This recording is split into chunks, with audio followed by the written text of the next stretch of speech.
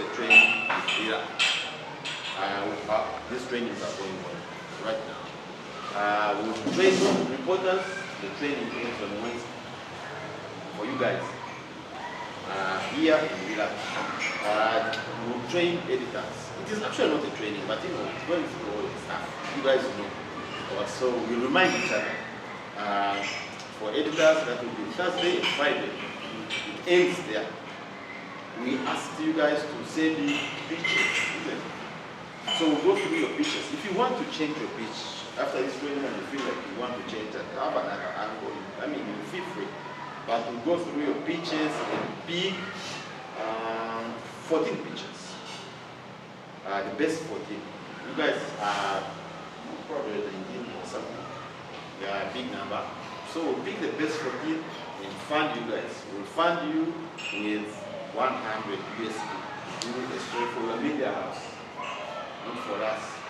Like you have seen, we are a network of journalists. We are not like, you know, an NGO that does stuff like you. But we are a network of journalists in Africa and also in the 11 countries in the Darabas under InfoNile. In Water Journalists Africa, the whole of Africa, we are in 50 countries. So we are a network of you guys. We want to give you 100 USD to go and you work on stories and find your editors and end there. But you need to give us a copy to know that you have done stuff. And also, we'll give you mentorship in the stuff that you work on. Climate change. Yeah. So we mentor you. We don't expect these stories to take long. These are things that you're doing. I mean, for you to file to your editor, maybe you take a week or 1.5 weeks. So you don't need to take long to file those stories. Think about a story that you do every day. Like you go do interviews. Most of you guys do radio. Interview, like finish your story. How do you get the money paid? Yeah. Yeah, so that's what we think that you can support you guys. We don't want to support you with the training, knowledge, but also want to use some practical stuff. We go to the field and research and do it. So we see basic coverage of these things. And also, we will do 2 exhibitions. One exhibition here in Arua, another one in Mira, exhibiting the stories. So come back and you know, work with local leaders and exhibit some of the stories. We have done that for some time. We take stories back to community because we believe that stories live where they are made, not in newspaper, radio, but where they are made. So we take them back to the communities and we see communities coming and saying, oh my God, I did not know that you guys are good writers. I did not know that you guys can help me have my issues voiced out and, you know, heard by the local leaders, by the MPs, by the policy makers. So then they come and say, can you come back and I tell you more. So it's very good to take these stories back to communities. We will bring them on big papers and bring them back here and have a day or 2 or 3 exhibiting these stories, showing the work that you did in local communities. We strongly believe that all communities don't watch or listen or read newspapers. Why? Maybe they have no access, but also they're so many in their houses. Yeah. That's what I needed to talk about. Oh, that's what you needed me to talk about. I'm going to invite our next presenter or facilitator, Jonathan. Most of you guys know Jonathan. Yeah, I told you this is a network of journalists who report about water, climate change, and wildlife. Water, climate change, and wildlife. And we have worked with Jonathan, training, writing stories, supporting him as a journalist and an editor, but also him supporting us as a network where he belongs. I've seen a few faces, but I know a couple of you interact every day. Yeah, there's one or 2 familiar faces. Vasco, I'm not so sure about it. Yeah. Who else? Morris. I think we are meeting for the first time. Then he's not our best ally.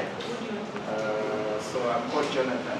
I work for the New Vision, but specifically at Arua One, which is a subsidiary of the Vision Group. I'm a beneficiary of a couple of trainings by InfoNile 1 or 2 years ago.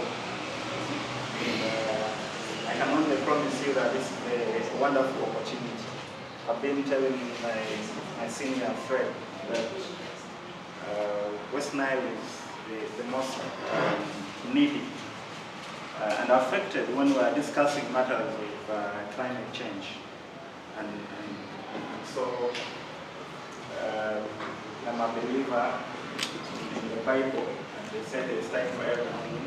And, so I believe this is the right time for us to gain from the work that InfoNile and partners do. And so I have a few slides.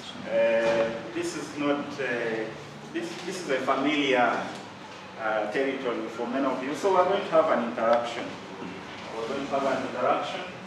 And I believe at the end of the day, we'll be sharing experiences among ourselves and on this particular subject matter. And so that's my name. And also we have Fiona, right? Yeah. Fiona, pleasure meeting you. So yes, so we're going to be running through a couple of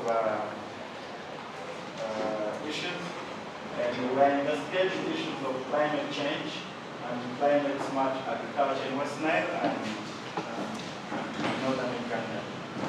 And so, by a show of hands, can somebody give us a very simple definition of climate change? Who would like to volunteer? What do you know? A volunteer? Vasco, would you like to attend? Climate change. Okay, so we have Samson. Yes, Samson? Yeah, Yes. that's my simple climate change. Yes. It's just a change within So those are manifestations of climate change. So he's talking about drought, yeah? And yeah, so thank you so much. Adults don't tell wrong answers. But that's what people say, we don't tell wrong answers. Because we stick through our definition of climate change, what the greenhouse gases do to the atmosphere, key terms in climate change. We look at facts about global warming, understanding climate change fundamentals in WestNile. Yeah, we'll do a 10-year test in climate reporting, climate smart agriculture, we'll link climate agriculture to climate change, then we look at sources of climate change and climate smart agriculture stories, WestNile, then lastly we look at policy and governance issues. So straight to the latest facts about global warming, is another area we will touch. Normally the event in 2024, causes and so on. So yes.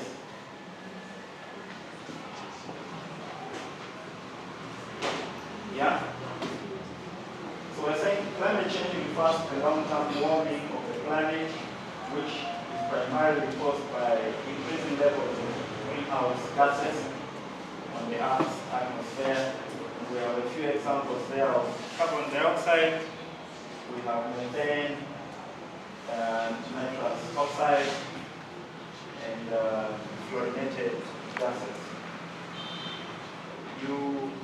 Yeah, I hope my speed is okay. Yeah, you put up your hand if you think either too fast or too slow. Then, so yeah, you have that photograph.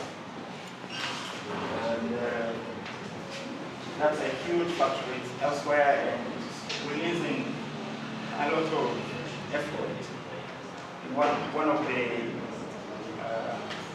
industrialized countries. Then, at an appropriate time, I have no problem sharing the slides. Yes, that's the definition with these conditions. Every day we're interacting. Some of us are actually we have perpetrators. Either it could be your uncle, yeah, your aunt. We are perpetrating these conditions. And yeah, a few brief facts there. And who comes from Majumanis? There's somebody who comes from Majuman here. From Majuman. You're very familiar with soccer. What's going on in soccer? Yeah. And just at your neighbor, there's that picture there. Depletion going on. Yeah. And so those are some of the human activities that are, causing all this mayhem to murder up. Managing of fossil fuel during industrial activities. Local example here in Soka. I should not actually talk about Soka, which is miles away again. And here, yeah, there's been activism to protect Barifa, and there's a few other examples. KU, I mentioned earlier. I think it's very critical. I do not need to overemphasize the fact that we need to appreciate the urgency of dealing with this monster. Yeah. How many of you here have at least planted 10 trees? Oh, beautiful. So we should not just be mouthpieces of others. We should be real and practical and make a contribution. If you're not, and yet the condition of have weather conditions, I think it's important that we walk that talk. Yeah? And if we lead by example, we make a significant contribution to efforts by different actors to protect Mother Earth. This is just a recent, occurrences. Seen this?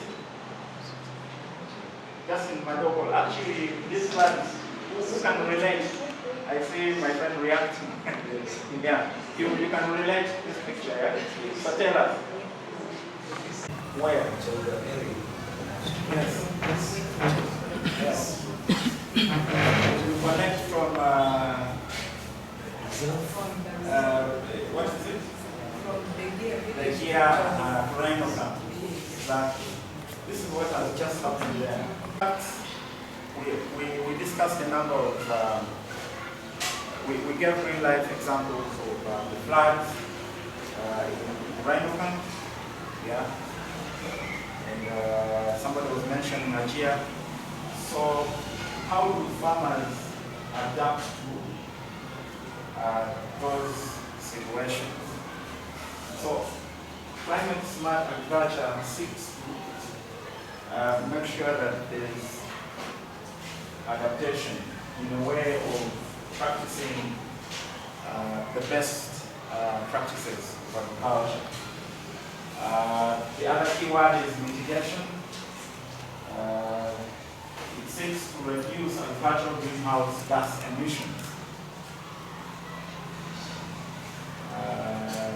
We gave the example of Moses Obeta here. He has invested significantly in agroforestry, and that is helping a great deal. And then we have productivity, that there is improvement in yield and efficiency. And many farmers who have embraced CSA are actually reaping, handsomely from climate smart agriculture. And then the other key principle is that ensures protection of natural resources and the ecosystems. And that you do not hurt the existing natural key principle.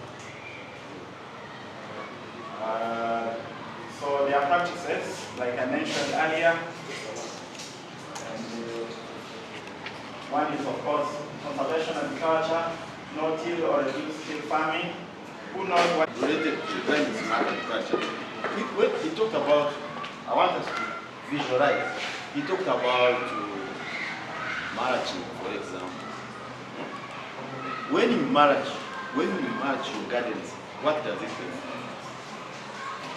How does it help in mitigating the effects of climate change? For example, water retention. Very good. See, if we think about plants as capturing carbon from atmosphere and storing it in the stem and in the roots, so you have carbon dioxide stored in the stem and in the roots. Yeah. So if you have soils mulched, so then you will have more carbon stored under. Remember, there's a lot of carbon stored in the soils by different plants, legumes, for example, that you grow. And yeah, so if you have soil mulched, it means that then carbon will not leak, will go into the environment. I mean, it looks like simple science. Yeah, but you may need to think about how the two relate to management. That's a simple thing, management. You see people managing their gardens, but they may not know, the farmers may not know how they are helping their land, their soil to be resilient. Those are stories that you guys will need to think about. Yeah, I mean, doing something. So then you help farmers to take certificates. Traditionally, that the managing the community. Yeah. So you are fair. Or what you can do. First,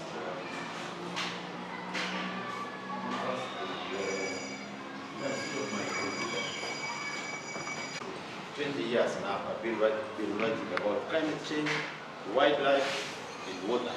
I specialize in writing about water. Yeah, if you Google my name, Fred, you can find stuff that I've been working on. But every time I talk to journalists, but also Andrew can help. Andrew, you need to help. Yes. Every time I talk to journalists, and it's the stuff that Jonathan talked about, you realize that they write about climate change, but they don't know it. Like they think, yeah, it is hot, that's climate change. They don't know climate change, but they write about it very well. Andrew, are you seeing it? Yeah, so you have the sun here, you have the earth, maybe these are heliums or stuff like that. So when the sun, remember, when the rays from the sun come and hit the earth, by the time they are coming, they are actually not warm, is it? We want to be that day. When after hitting the earth, that's when they become warm, is it? That's when they heat. So they come, hit the earth, and reflect. Come, hit the earth, and from this spring you will now see climate change from our earth. They come, hit the earth, sun rays, and they warm up. So when they warm up, they actually should be able to disappear in the air, isn't it? Because they are warm, they should disappear in the air. But in actual sense, they are not disappearing. Why? Because of this bracket, the greenhouse gases are there. The greenhouse gases that are there from factories, You guys know me. I have been in journalism for almost 20 years. I told you writing about climate change, water, and wildlife. In 2011, I started a network of journalists in Africa who report about water. It's called Water Journalists in Africa. We are about 1,600 journalists spread across Africa who report about water. We are in 50 countries. In 2017, I founded, together with an American journalist, a network of journalists in the Nile Basin who report about water, climate change, and wildlife. And we are in 11 countries in the Nile Basin reporting about climate change and wildlife. That is InfoNile, what they told you about. Under InfoNile, we do geojournalism. Geojournalism is telling stories using data generated by Earth sciences. So stuff like visualization, you have satellite imagery, stuff that you will see through and will be taken through to make sure you create these things yourself. Yeah, so we give journalism grants, like we give you journalism grants under this. We do trainings, but also bring together scientists and journalists. I think one of these ones, yeah, this one, the Nile Web, tells you how we bring together scientists and journalists to co-produce knowledge, to bridge the gap between the journalists and scientists. Make sure that we write stories that enable communities to take scientific decisions, not the political decisions which are based on propaganda. Yeah. Yeah, so that's the participatory. So you guys will be, we are supposed to be discussing. So Rachel, we all have the schedule, like the time. Yeah, okay. Yeah, we try to minimize paper because just paper like this one, to me, the tree was cut to make this one, isn't it? Yeah, so we try to minimize paper. That's why we send stuff online for you to read and see what we do. Yeah, so that means smart agriculture. Jonathan has talked about it, but also throughout this week, we'll be talking about climate smart agriculture. There are a few things I want you to pick during this training that you can memorize and think about. I want you to pick stuff like the practices that increase, Jonathan talked about the practices that increase agricultural productivity. So if we manage, the soils are fertile, and then it means we're going to grow crop on this soil. And for me as a small scale farmer, I'm likely to do what? To earn more from what I grow, isn't it? But in actual sense, I am helping soils to mitigate, to be resilient under climate change.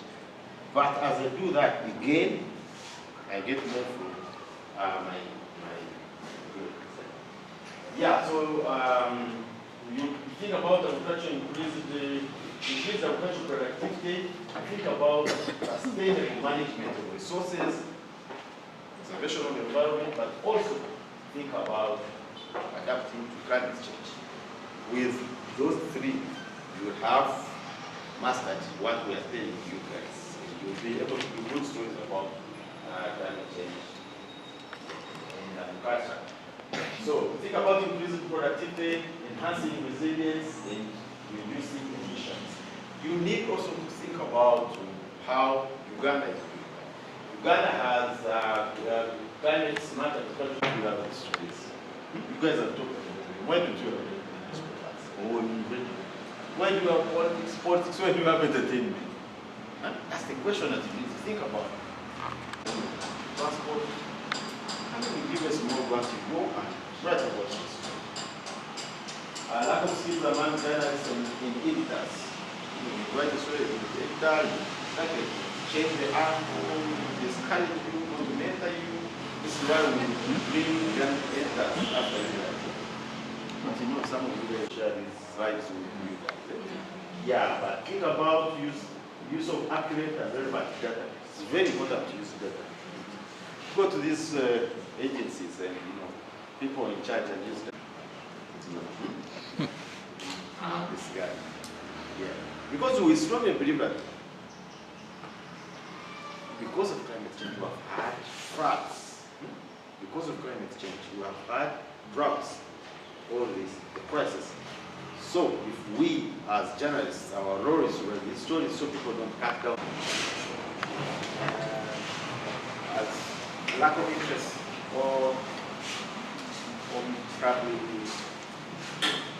it was support from our newsroom. A lot of resources are being channeled towards financing, political stories and things like that. I had that kind of a conversation as I sat the other side. And coming from where I sit, yes, as an editor, I agree to some extent that some of these stations we work for are either owned by politicians, and I think I was in a discussion recently where somebody was advocating for ownership of stations by journalists. I think that's something we should be discussing. We're happy to see colleagues here owning media outlets so that we can report these matters with a lot of interest, and I'm sure, and I believe definitely we will get there.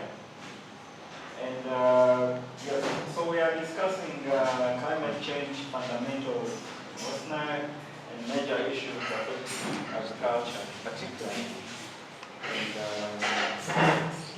so I only have about 40 minutes, so try and run quickly. So yeah, these are some of the realities we are facing in WestNile here. So yes, I think it's important that for us to report well, we need first develop interest. Like I said, we'll be able to dig deeper in understanding these intricate issues that affect this particular beat. In many of our communities, people are still stuck with this habit of bush burning, either for cultural and traditional reasons, and it has caused a lot of havoc to the agricultural sector. We have many farmers, you know,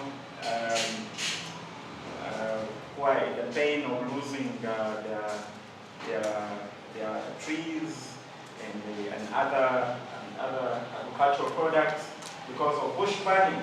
This happens a lot in Madiokolo, I know that. So we need to interest ourselves in profiling some of these areas where this practice is taking place. You know, Rhinoca, Yumbe, Madiokolo is known. You guys who come from Madiokolo know that bush burning is a huge issue. Monocropping, find huge chunks of rice, farmland for rice, tobacco and all that. And this has a direct impact on the quality of agriculture. Lower technology adoption. I remember during the 2016 elections, there was a whole conversation about, you know, when the ruling party now decided to distribute horse. Yeah, after I think the people from Terrible requested for horse. You remember that story? Yeah? Many people are still stuck in those old ways of agriculture, and that has affected productivity. And yet many communities have advanced. Then we have insecurity of land ownership, and this is on two fronts. One is women, who constitute actually the largest population, especially in the agricultural sector, do not have rights over land. That you know. Many men are actually less interested in agriculture. Much of the work in these families and communities is done by the women, and yet they do not own land. So the other story we should be interested about on a daily is rights for women, you know, to own land. But also the other bit about security is that in many communities, once you have your plantation, you have cases of theft of crops, or livestock, and this is affecting this sector in this region. And so many farmers have actually run away from agriculture largely because of insecurity. Access to extensions, and until recently, I think government is now beginning to appreciate the importance, the urgency to recruit extension workers. For now, I think many of these workers are either in the district, but at parish and village level, we do not have sufficient personnel in providing extension services. Yeah. And so if we do not have that resource available, definitely our job as journalists becomes very difficult. And the quality of inputs, earlier on we were talking about developing new technology for seeds, but many farmers are still stuck with their traditional seeds, which ways of drying their cassava, drying their maize, beans, and so on. And I think there's research already indicating how this region is actually experiencing a spike in cancer. Why? Because of intake of toxic agricultural products. And it's something that we should pay attention to. If you go to the Cancer Institute in lab, they will tell you a huge proportion of the cancer patients either because of food poisoning, they are not eating healthy food. So it's a sector that increasingly landslide.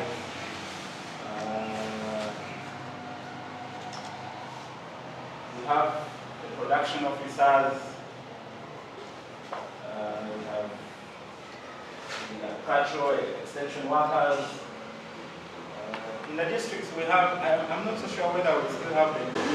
Take me back to the site. Reporting kind of changed now. But the US thing, maybe some of you guys know, journalists write such a stories, but this is about 4.5 minutes and you need everything. You are able to see, use new technology. You saw how the guy used new technology. You saw how brief the interviews were with the lady and the scientists. You saw how, what are they doing? Innovation, you saw the innovation. Around 4.5 minutes. Can we do that as journalists? We can do that. Can you do that? There are guys who will be that guy. Can you do that? About the innovations in climate, smart agriculture storytelling, to make it palatable.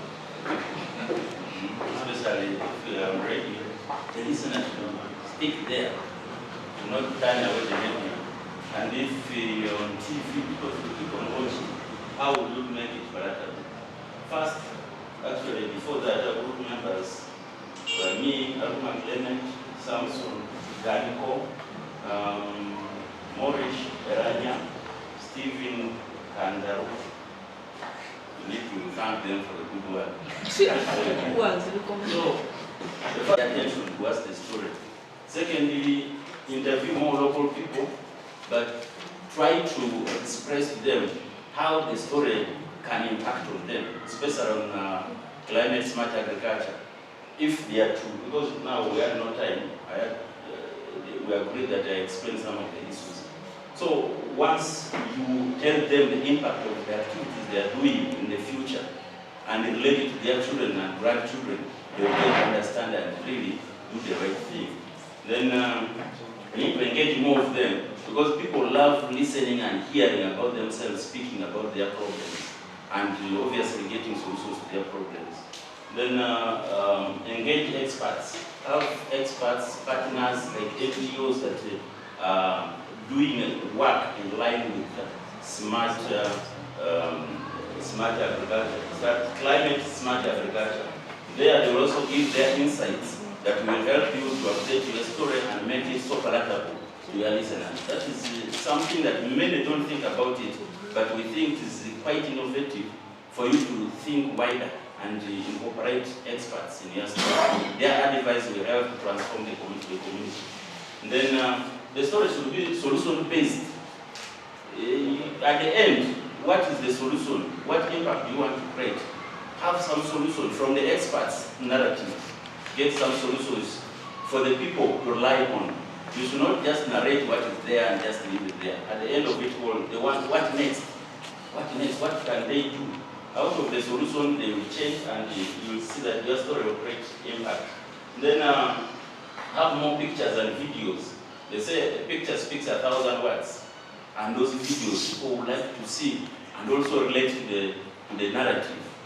If you are seeing a story, actually hearing a story, this cannot apply on radio, but as it said, there is a way you can describe a situation and the picture sticks in somebody's head as the person is listening. Matt is not seeing you, Matthias is not seeing you, but he will still relate and put himself there at the scene of the incident. So you narrate it and bring the picture of the story. For us who are writing on websites and newspapers, print, we should bring many pictures so that people get to see some of these solutions in the pictures and videos that we are running. Then descriptive, okay, yeah, I've talked about describing a situation at the scene and so on. Make your stories more, you describe the situations on the ground. Then lastly, relate the story to other places. For example, here, there was the video we have just been watching was elsewhere. But these are things that are happening here. So if you bring the picture of what has happened elsewhere and relate to the situation on the ground, people will get to understand and appreciate that the problem is with us. And then if we don't have a solution to the problem, then the world will be doomed for us and our children. So that way, we think people will be glued to the story that we are trying to tell them. These are some of the innovations that we think if we adapt them in our storytelling, we shall create a lot of impact and also drive people towards our stories. I thank you very much, and that's why I asked you to clap for our members. Thank you very much. All right. I'm not sure if you guys want to discuss, add anything from this.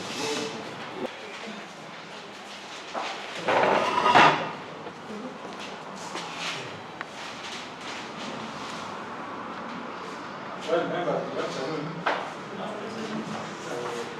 Yeah, how I've been filled by 8 people. The first one is Franco.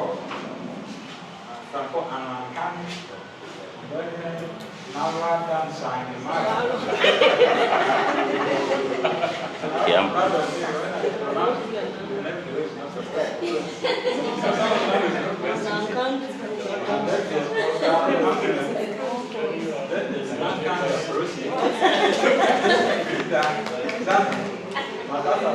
And then hide myself to space. So our question was number 2 about the ways we can use our skills to enhance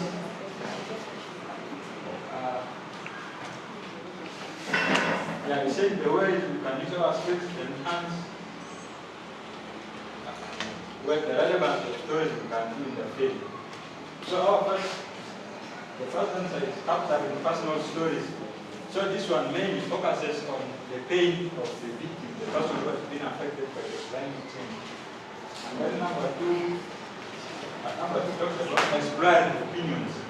So we will not only need to limit ourselves to one source, but rather we need to keep on exploring more opinions so that we bring an insight to the story that we are doing. Then number 3, here we explore local knowledge. There are some people in the villages who might have knowledge. For example, whenever there is some flooding story, when you go to the story, the local people will say that, they will tell you that when those people came to build the bridge, they have told them that the waterway was this way. But the engineers, because of their school, they say, for us, we learned ours from school, so you cannot advise us. So by interviewing the local people, we are going to incorporate them into what? There's the hand. Another example is that about exploring local knowledge. Many people in our communities have a localized knowledge about many things. For example, they know about weather patterns, they know the crops that are resilient, they know what to do, what, and when to do it. So all these need to be documented, and if you have skills of interviewing, you can able to get this and document it. So then number 4 is about research and data. Number 5, data validation. So the issue of research means that when we are going to do a particular story, you should have more knowledge about that story before one error in the field, then the chances do a repetition. Then number 5 is about highlighting the challenges and resilience. So when we are doing a story, there should be some ways of how such challenges can be mitigated. We should not just do a story for the sake of doing a story. And then number 6, here is number 6 is policy formulation and affirmative action. For example, when we are doing a story, there should be maybe some feedback afterwards once you have done the story. Are there some issues with policy or some affirmative action that the story you give has been able to bring for those people who are affected by the challenge? Then last one is about repeating and sensitizing the public about the challenges related to climate change and so on. So ours are really brief, like the daily of the person. Thanks so much.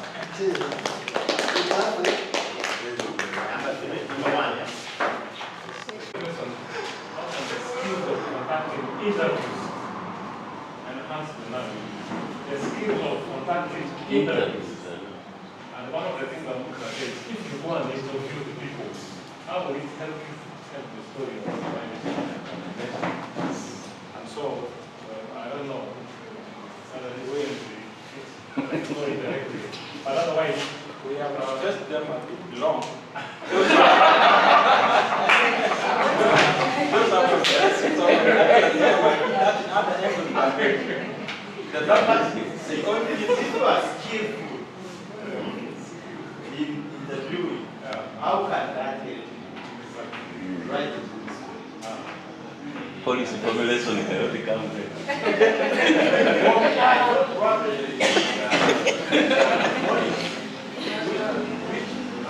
Okay, because we wanted to focus on interviews and what they gave to achieve. Yeah. That's the middle of point. and one of them should be absolute. You should know how to elicit response from the sources. Someone will tell you, for example, when we have been after complaints, yeah? The river here, even the flood, all the hospitals also. You will ask now, how did the rain yesterday affect you? They look at you, someone will tell you, I can bring him out. Yes, I'm rescue.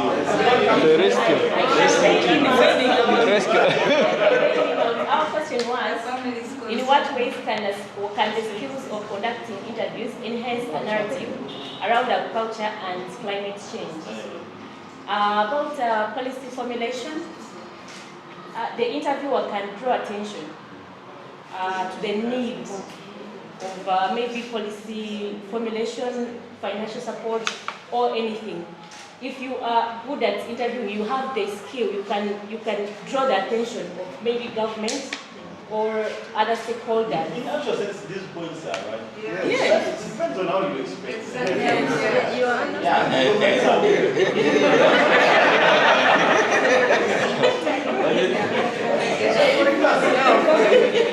You will be able to interview local guys, local knowledge.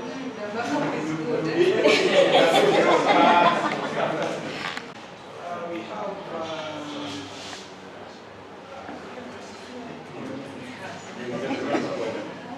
Adam. I'm good. I saw Henry. Osantu, just Janja, and then Yona, was kind of this. The question says, how can changes or climate change issues? It is based about the techniques. So here you understand that actually this team inside is another point. I first of all want to appreciate InfoNile for this initiative. Why I'm saying so? One, it can be through building media capacity, and this can be through that is policy making or supporting. So we all agree that then your hand is up there, Climate justice. That is a couple of minutes ago we saw some picture where a lorry is actually felling some woods, and then they've written plant more trees, planting that kind of campaign. It helps you to fight for the rights of the environment. I think by that is also a very good initiative. And then making it relevant, this is all about, for example, this training here.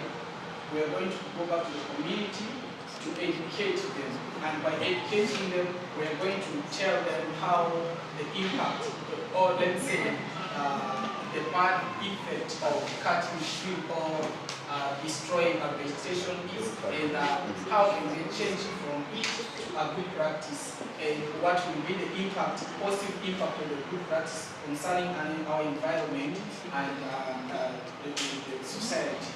I think that's also one way up. But I remember that a few minutes I've been given room for my leaders to give some insights. And then reporting proactively.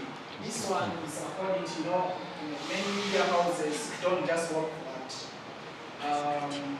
There's some policies that editors are supposed to, do. Stories, some ones specific, you have to focus on certain kind of stories, maybe the religion, or maybe politics, on other areas. So this campaign right now, we are actually, on the road is all about protecting the environment. Let me say, global warming right now is the biggest thing in the whole world. Every media house, even TVs, are chasing stories concerning this. So, by following the trend or policies of how we can curb this, definitely will help you to be actually conformed in terms of fighting, be actually an activist for your environment. And then the first one we need to put is being consistent. And that is actually one of my expectations out of this training, that will come in form of the question. We are here, yes, we can attend the 2 or 3 days training. And by going back, I hope we have media platforms, especially for the radios, TVs, and even some personal. You can use that one to post, to be stories concerning that is maybe on environment, especially this climate change. And by doing that, because you have followers, you have a community that you can talk to every day. It will help when they see it maybe on WhatsApp or on the platform, because sometimes certain radios, they have, let me say, listeners who actually follow. So by seeing this game, you give them message, they will actually change the mentality. That is one way you can do it. And maybe not add so much more. This is actually always attached to this. Anyone who can see Amen. This is actually the politicians. We have seen our leaders, the lawmakers. Sometimes journalists, even this challenge will be facing of this. We go to the field, we get a story, we come and publish it well. Yes, maybe for the sake of InfoNile can support you, can appreciate. But leaders there, certain things needs them to make the change. They say no cutting of trees, you see leaders are the one heading those deforestation because they are benefiting. Those things, if we don't hold them as journalists accountable, I mean stories like politicians who are into those businesses will actually make community understand that we is fighting for them. Maybe before I request anyone to give a view from this team, I would like to request this InfoNile. I know we also have projects. When you receive some funds, sometimes you have to pay according to when you give in the duration of 2 months. You can even reach down to the journalists and request them, we do a story of in 2 weeks, please read this. But remember, it will actually be very, unique and great if it's a free platform where every time journalists get stories related to this hazard, and then they put there and you support them in terms of going to get, you will never know, because right now it's just going to be like 1 to 2 kind of event and it goes silent.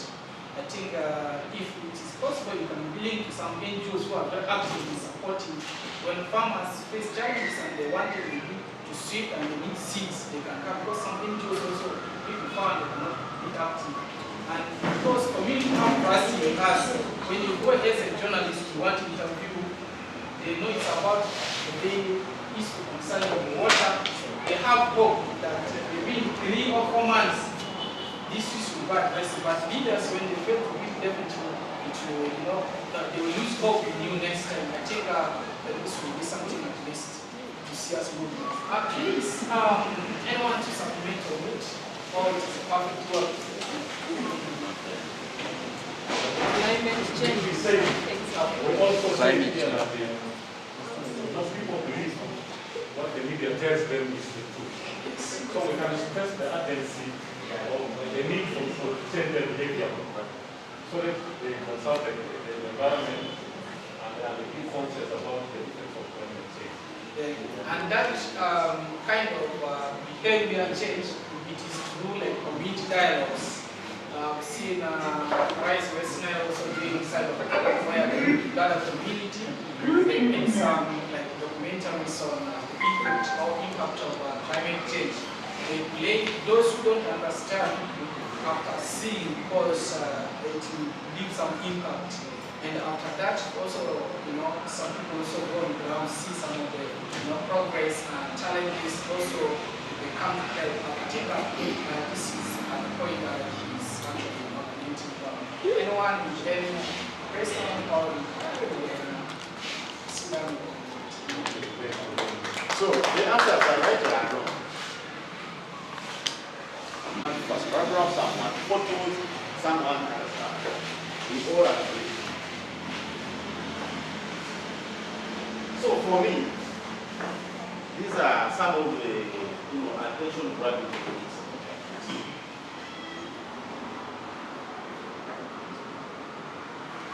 These are some of the attention grabbing techniques that you can use. How do I stand with them? Because there's no matter is where you are not supposed to talk to children without asking some people. That's right. Yes, and Yeah, then yeah. also I'm not sure if we do that. Yeah. Yeah. But we do we talk to children sometimes. Yeah. So it is wrong. Yeah. But it on politics. Yeah, I mean, probably that's why those stories are on 10th page, 11th, and they never come to the first page, isn't it? Yeah, so think about investigating the impacts of climate change policies on communities. They don't usually want to bring up the element of climate change. One reason is that most probably when they bring up such angle, our editors are like, Sometimes that is about sometimes the editors lack sufficient knowledge. some of them. Yeah. Because you find a story clearly knowing this. Yeah. But because of his limited knowledge, choose it towards this side. Yeah, but also what guides the editor when he's editing maybe is guided by the interests of the audience, the readers, and some of the readers want to read politics, things, but environmental stuff that can come later. Why? I think we also have a lot to do. Because if you focus, if you have a story to have a focus. If you clearly focus in this direction, the editor will have limited because all the facts are there on the. And guys, the editors are people like us, like us.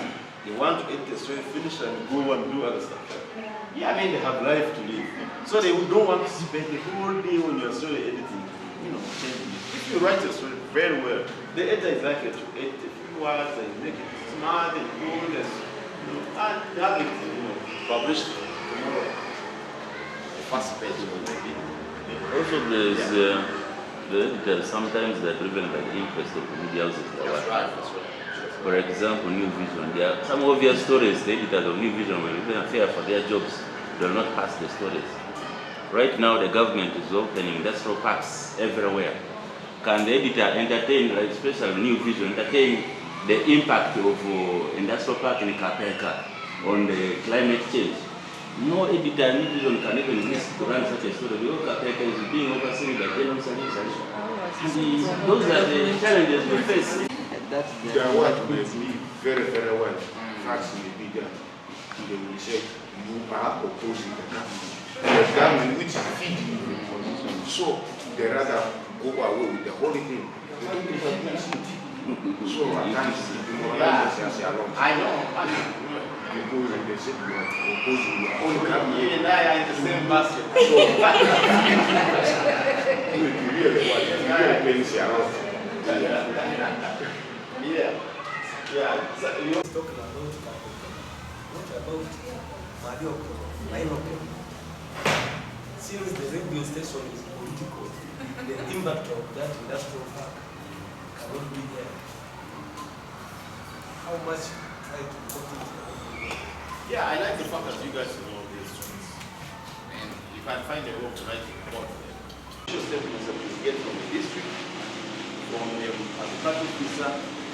When you look at the figures and you be like, these figures are not right, let's leave this. And photos, you can start the stories from photos, from videos, from audio, or also first-hand evidence.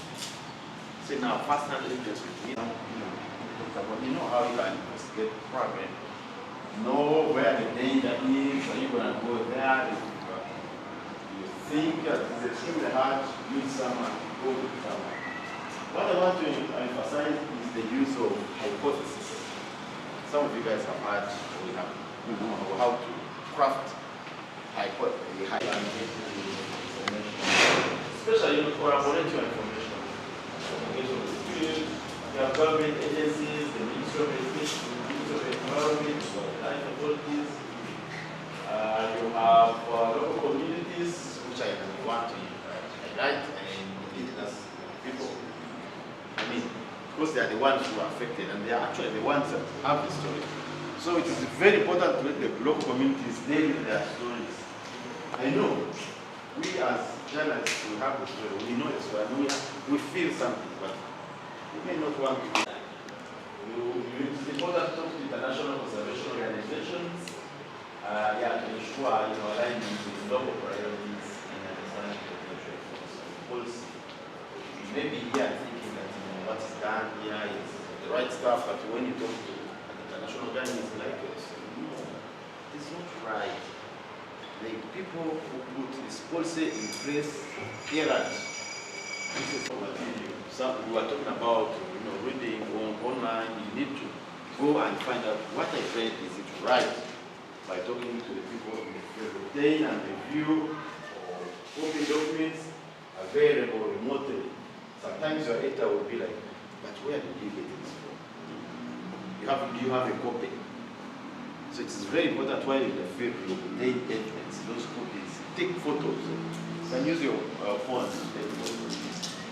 Yeah, you meet and interview sources that when you know the parameters. How do you maintain boundaries? Yeah, how do you maintain boundaries?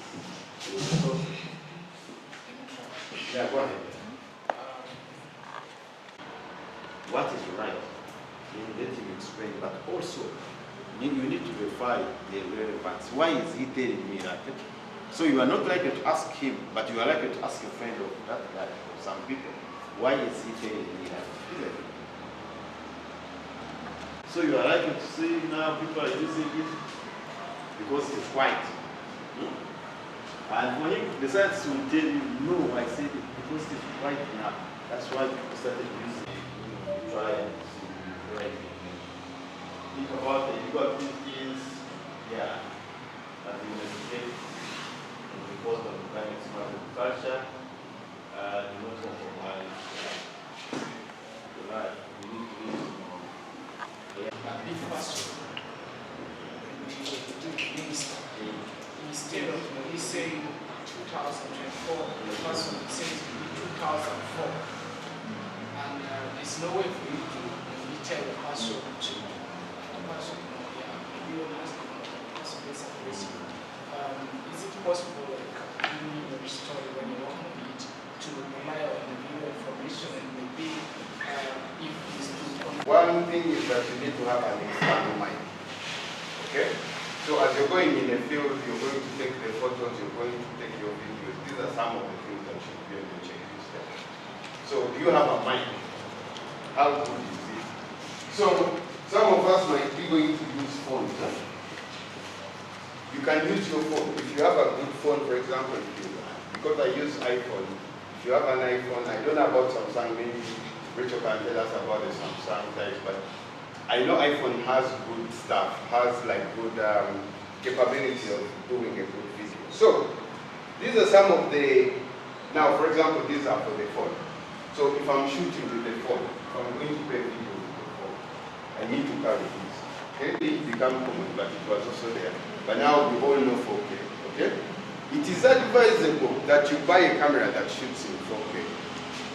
At least in 2024. It is advisable that you go to a camera that does what? That shoots in 4K. Okay? That's for both still and video. Okay. Have we finished what we need? Yes, we need that. So, you can invest in a mic like I've told you. This will help you to cut out the background noise, okay? Please make sure you do interviews. Guys who are on radio, do an interview. You remember radio, I'm just listening to you. Please make sure the audio is clear.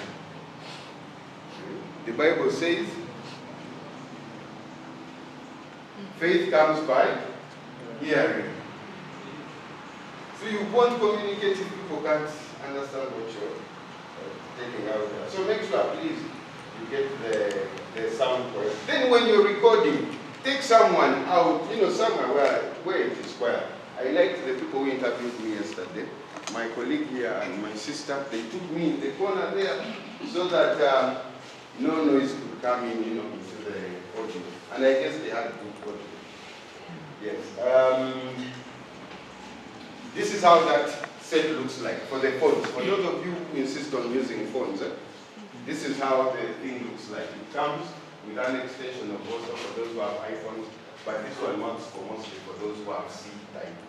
The C-type. For those of us who still have the other generation, you might not find anything. Okay? You might need to upgrade it. Yeah. Okay, so for those of us who have cameras, you interview. I've seen most of the videos. It is because most people come from a background of weddings. They have been filming weddings, so I mean, he's the only person who can understand the camera. So there is a TV around. He's the person they will give the job to because he's the person who knows at least something about a camera. So the issue will be that whereas this person, yes, knows how to handle the camera, but the person is not giving a professional deliverable. That even if you're to sit on the tables of Al Jazeera, CNN, they might put something like amateur video in the corner.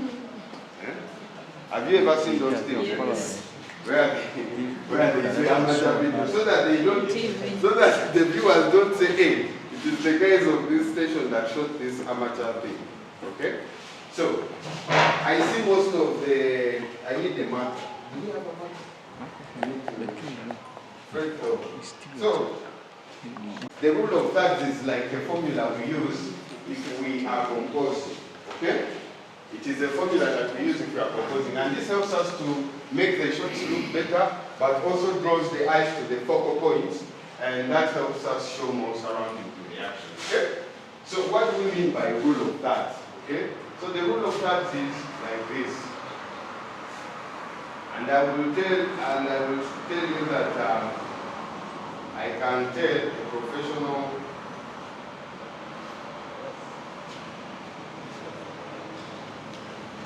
okay? So this is the rule of that. In your phones, it is named the grid.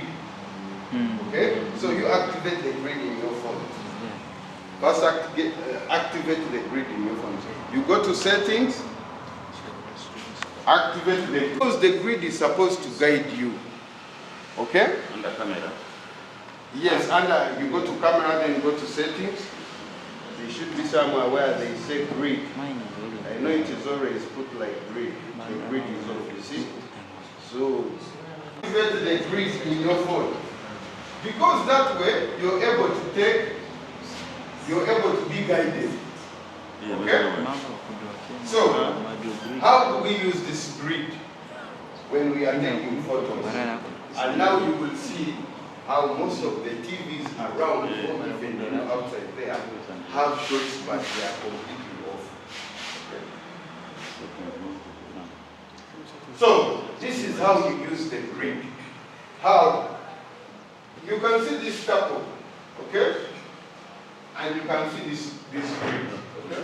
Don't mind about these ones are just showing the range, where the light is coming from. So, if you see this couple is in between two columns, right? This one and this one. Okay? And married women. And then they will use your phone to take your picture. So that we don't get into trouble. I've tried some. You see? But before, how would you take it? You would stand here. I was using the rule of thirds. You're using rule of thirds already. That's nice. Let's say the couple was standing here. This person would have used this and this. Okay? But because the couple is positioned here, this person used this and this. Okay? Put that in your mind. Okay? If I'm taking a picture, I use two columns that I have chosen to use. And remember, the object should be in the middle of the two columns. Okay? Are we together? I don't know any look back, but I know some arrows. I would say a womb.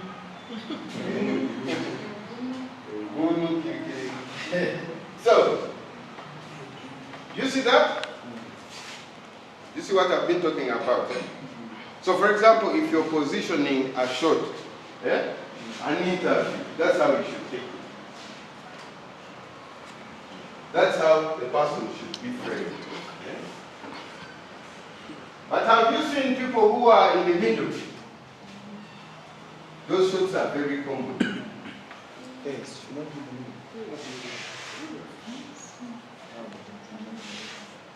Okay, so that's how you frame. Okay, my brother. You get it? Because your photos are going to be exhibited. Yours has no settings. Okay, maybe I should upgrade now. Okay. So, friends, take a picture of your neighbor. Take a picture of yours for you to safeguard yourself under such circumstances. Okay? So, make sure, we will share these slides, make sure you beat any other composition. Okay? The others are just contemporary. There is that tradition and then contemporary. So these are some of the contemporary things, but you can see that the rule of thirds is also still there. Okay? So you can see that you have the golden spiral, and down there you can see where you can use it. Instances, for example, the golden spiral is just here. I'm a tall man, so you will forgive me. Here. Okay? So the golden spiral is here how it is. You imagine that kind of spiral. So, for example, you're taking a dry tree to show that actually maybe the sun has burnt this place, you know. You know, you can use the spiral. But you can see the spiral also has some element of the rule of thirds because the tree is basically aligned. Okay? So you can either use the spiral or you can actually use the tree rule of that and say, let this tree share the intersection of the two what? Of the two columns. Still you will come up with that shot. Okay? You see the diagonal shot? So the diagonal shot from here, I come from Kabale, we have these hills that cut across. It can be good when you're trying to take maybe photos of the hills. But still the rule of thirds will show you that. Because the rule of thirds, remember, these pointers here, these points here, this is where the eyes are. Okay? So for example, you can see here, if you're taking maybe, taking, we have a lake or a river here, around here, River Nile. So let's say maybe on River Nile and trying to show that people do fishing, but also fishing, there are some people who are washing, okay? So you can use, maybe the lady who is washing is here, yeah? The washing lady is eating up this point, okay? Then maybe the fishing people are here. Just like how you see these people here. Okay? You see that this is being, the objects are being put at pointers. That's why when I see that the grid is not activated on your camera, on your thing, I know what you're doing is amateur. I don't need to wait for the results. What if I have the grid in my mind? Like I know... You can't have the grid. No, I know. You practice, okay? Because friends, you're going to write a story, but the story needs also a photo. Okay? And stop being misers. Do you know who is a miser? Yes. They give you 500,000 to go and do a story, but you even don't want to hire Gideon to take a picture for you, and you give him 20,000. So you will say, Afazala will use my phone. InfoNile will use the picture also. So you look at the story is very good, well written, but the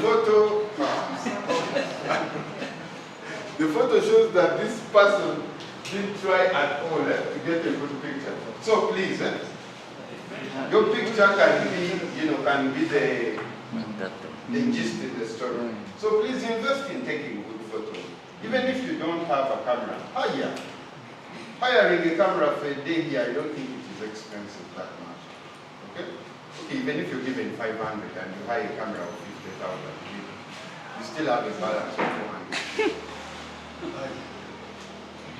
What's too much is that? Okay? So, the other thing that we should know is that let us keep our subjects well lit. Okay? Let us keep the subjects well lit. If you're interviewing, make sure you're looking for a place that has light. I know these government officials, sometimes they insist in staying in offices. Okay? But tell him, my brother, it is you that is going to be looking bad on TV. Insist and tell them, can we move out so that I have enough light? But if you can't, if the person doesn't want to move, or if you know that you're going to interview someone who is difficult, please try to invest also in light. You see this ring? Most girls have these things. You have this. You're not in the TikTok. Most girls have these rings. These are called light rings. Okay? Now, these light rings are very, very good. They come in handy and they are very easy to use. So, for example, if I'm to use it, all I have to do is put this thing in there, a computer, anywhere, and then I press. Okay? If I want to fly around, I can change it. But literally, I need just white light. Okay? So, invest in such a thing. This is just 50,000.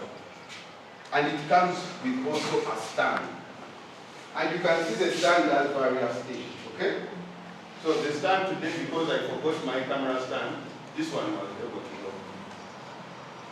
The light stand, you can imagine.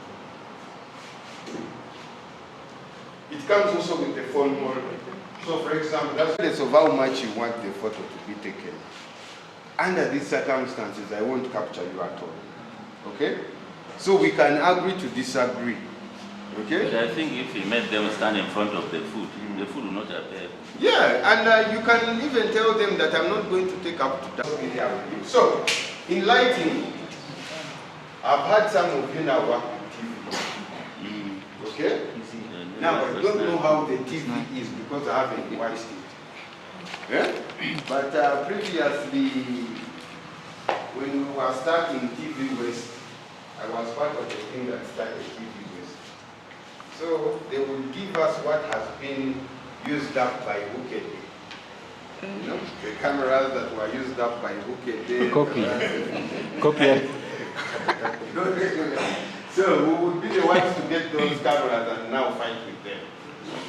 So at times you would find we have put a green cloth, but because we don't have enough light, it's as if someone, you know, is being eaten up this part. I don't know, your TVs also have those things. You see someone as if something, and then lastly, you have the headlight, okay, or which we call the backlight, okay. Now for TVs, and this is just for those of you who have TVs, make sure you have your lighting set like that, okay. Otherwise, you will see people being transparent in the face, you know, because I know you're using green screens, right? So that's for those that are in TV. When you have a stand, first. Yeah? Because most of the footage you're getting now, yeah? So now breathing, catalyzed with some water, you will shake. Yeah? Some of you, shake. Not some of you, but all of us shake. So invest in a stand. Huh? You see this? Invest in a stand. Yeah? My brother, invest in a stand. You can't.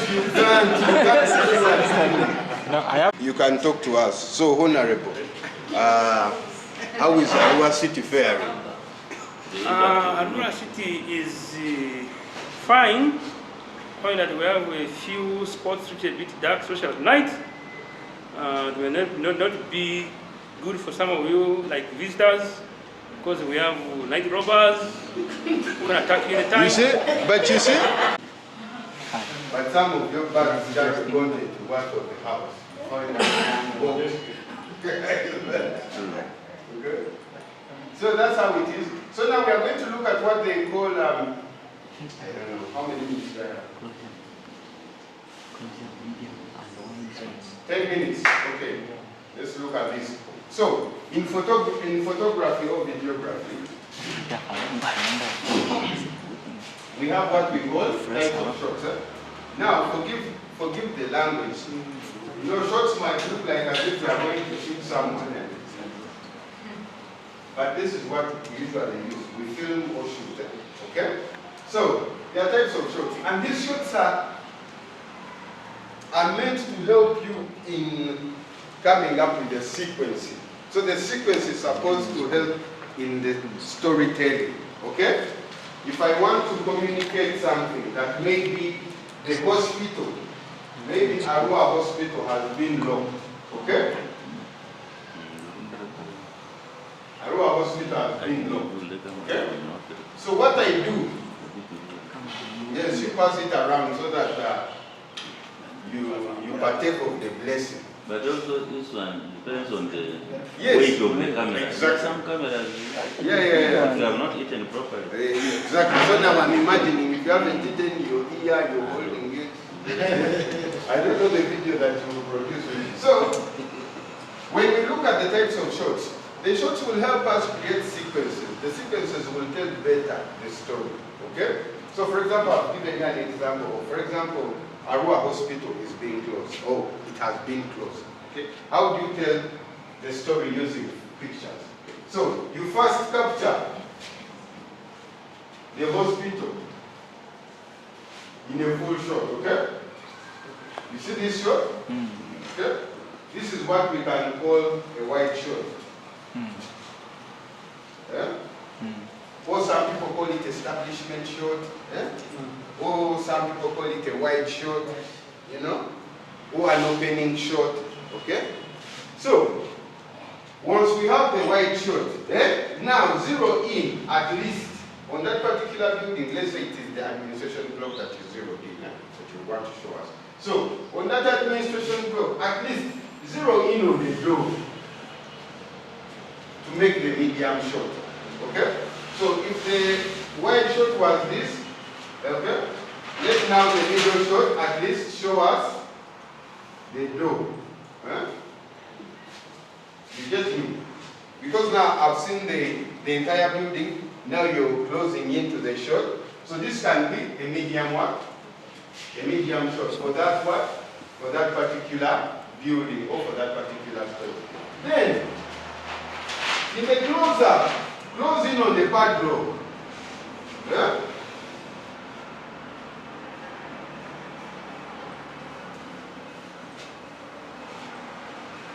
That's going to be our what?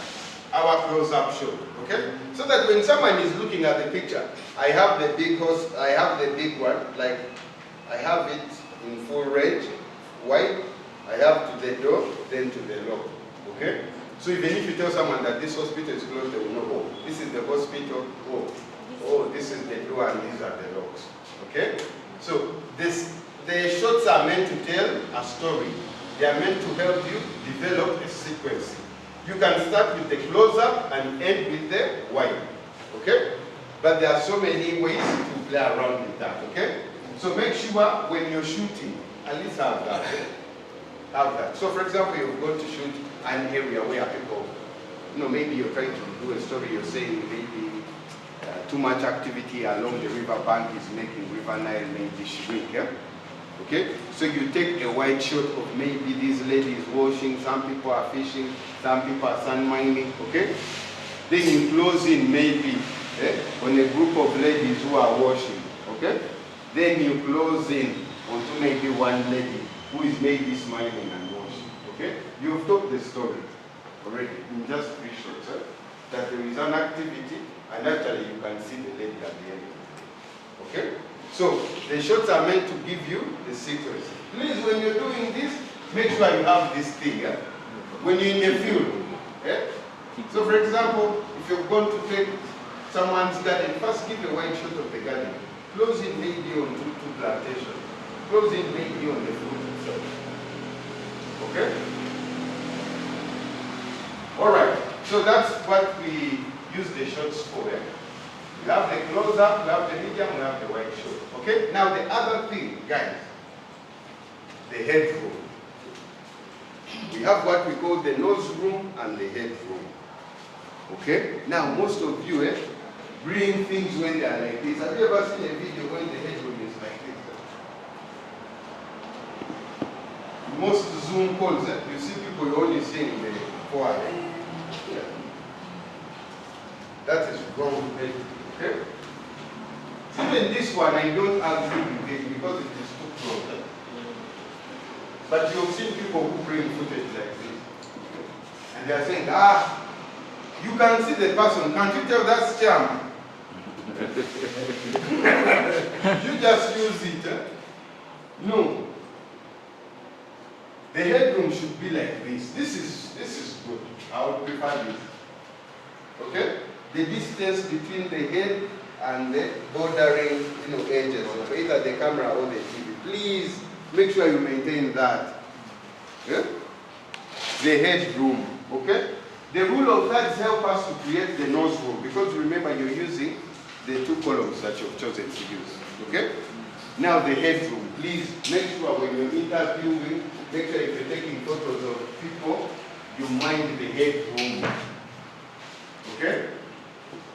Don't take a picture of a hill and you're literally. So this is maybe the frame, and the hill is like this. So this is, and the hill is like you can't see the apex. Yeah? Make sure when you're taking a picture of maybe a hill, the hill is like here. Okay? There is some space here. Okay? That way someone will know, hey, this person is a professional photographer, videographer. It's not just being picked from these weddings that are happening and being brought into TV or photography. Okay? This is too big. Don't again have too big. and then don't have too close also. Just put, use your mind. Yeah, I have 5 minutes. So now, using our phones, we are going to record ourselves, reciting our bios. Amanda Ijuka, a journalist, working for InfoNile, reporting maybe on environment. Yeah? That is the exercise, friends. We have another session planned, I think, on Thursday. We will have to review whatever you've done. Thursday. Is it Thursday or tomorrow? Yes, tomorrow. So, this is the exercise I'm leaving you. Okay? Tomorrow we shall... It's a tool for specific action. Coherently achieve sustainable development and maximize mitigation and adaptation. Yeah?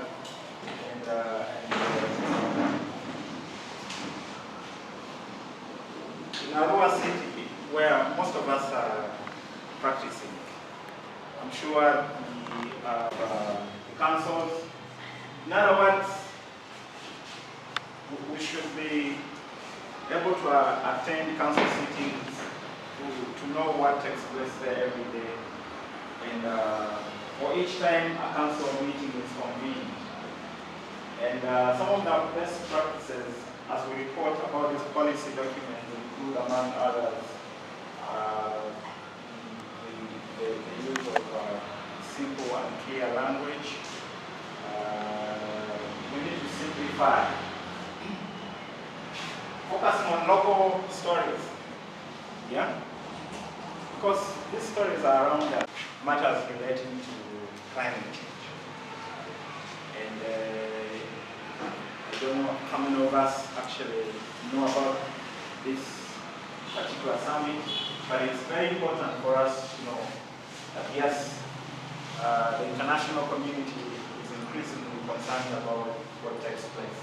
As far as climate change is concerned, we have national policies and laws. We have institutional frameworks. We will see a few to read this document. We have the National Climate Change Policy of 2013. These are specific, policy documents tailored to address a specific need.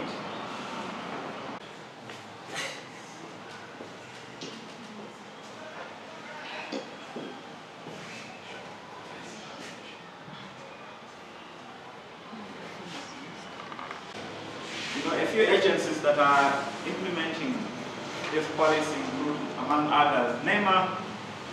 We have, which other example? Can you cite? I mean, the policy speaks for itself. This is being reviewed. This policy document is being reviewed. Area. That's basically the scientific explanation of this flag. So yes, we have specific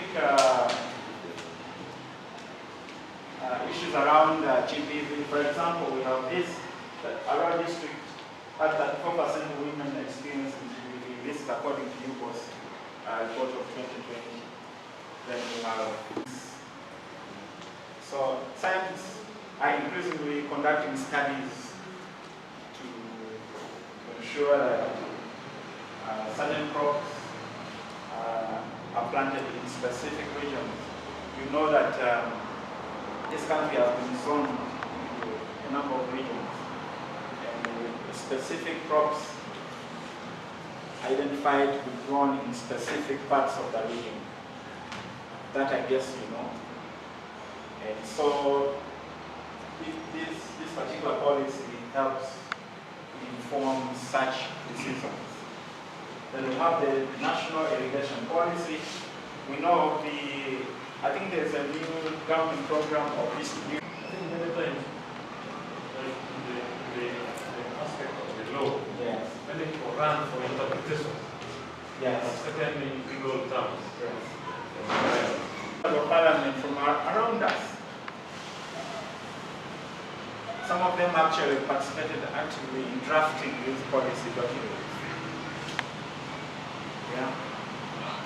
We should be able to interact with them quite regularly on the fact-checking statistics. I think there's a particular section on fact-checking which will come.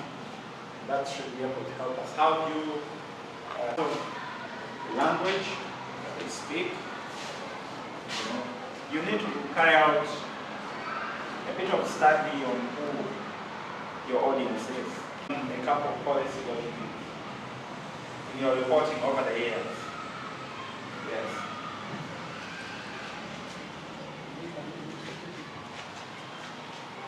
We make mistakes while trying to analyze policy documents in our reporting, right? Yes. What is your experience like?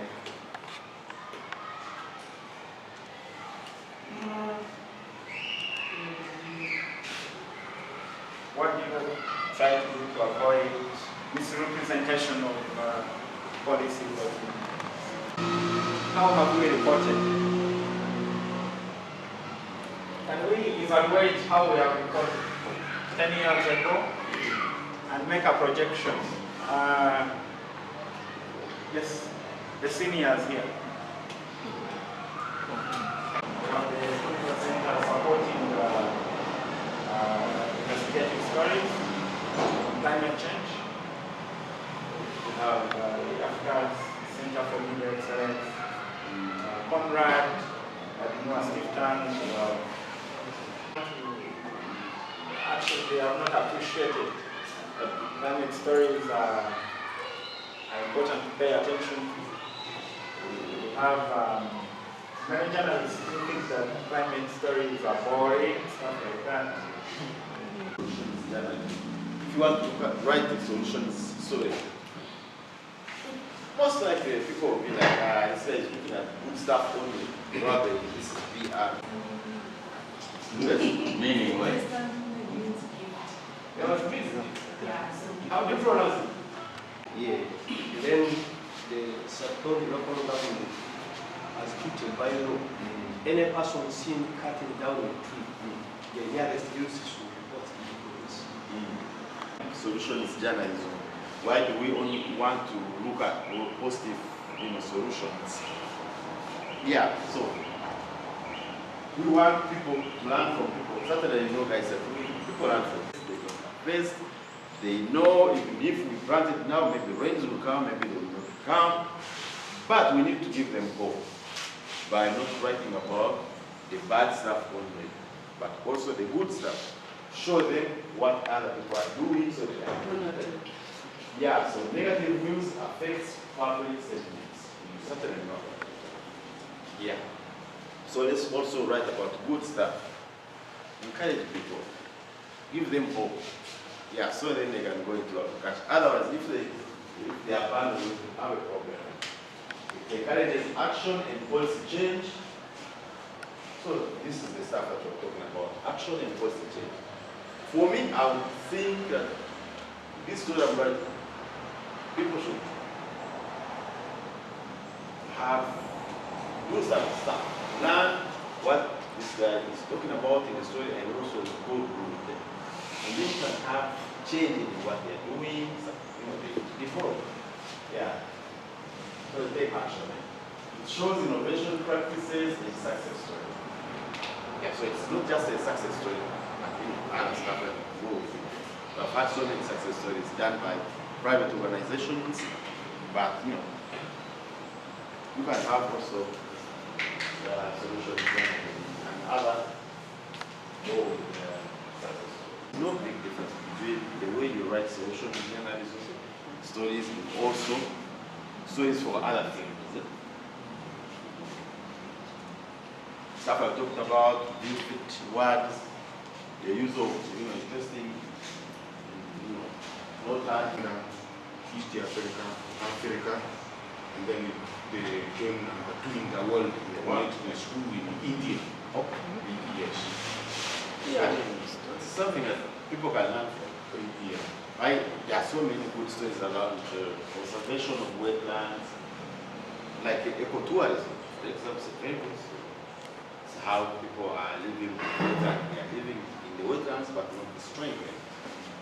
Yeah, like how organizations are, paying people who are in wetlands to have organic lives. You guys want to remain with the number?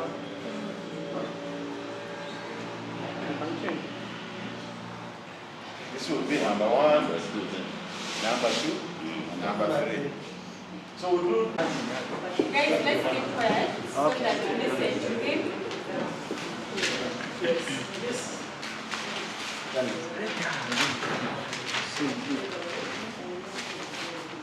No, she's there. I was expecting her. See. The group members we have, one is Cohen and Also, you know all our names, okay? No, he was just. one of these the first one was we identified greenhouse farming, where we gave one as an example, it preserves the soil fertility. We always know that the greenhouse, what it does normally. So the second one we identified was mulching, which also helps retain water. This is more especially in dry season. So the third one was beekeeping. This is where you know that when you have bees around your farm, so it helps in polluting the crops or what has been planted on the farm. Then irrigation is something that we also identify. This comes especially also during the dry season, where there is no water, but with the available water around, you can do irrigation. So the fifth one was afforestation, planting more trees. There's one thing that we also identified, and it helps a lot in the aspect of climate smart agriculture. Then the last one is mixed farming. This is where you can plant many types of crops in your farm.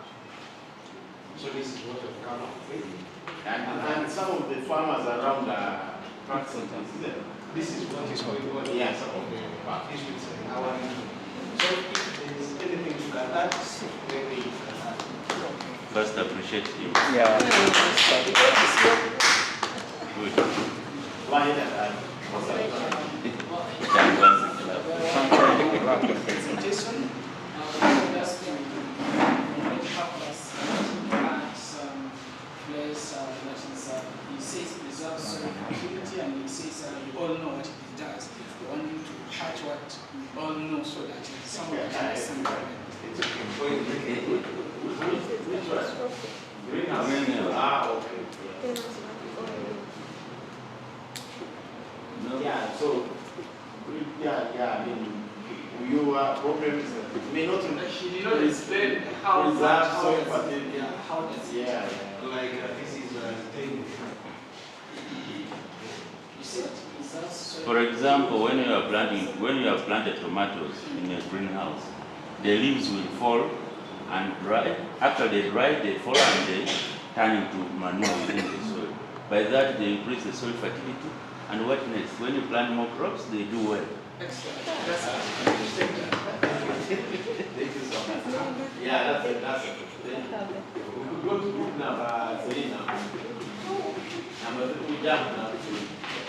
Please ready. I want to tell you about members. Yesterday, we have we have Preston and we have David, we have Yusuf, and then we have Benjamin, we have Franco, and then we have Yusuf.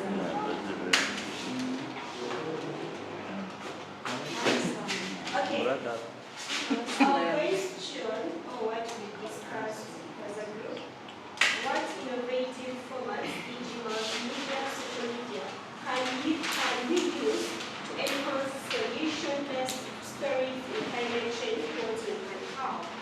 So, as a group, we discussed that we can use podcasts to put out these stories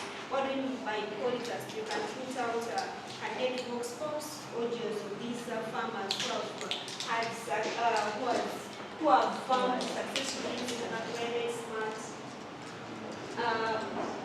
type of farming and have short videos on TikTok, can put them on Twitter, telling the success stories, how these people have used solutions to overcome the effects of climate change in their farming.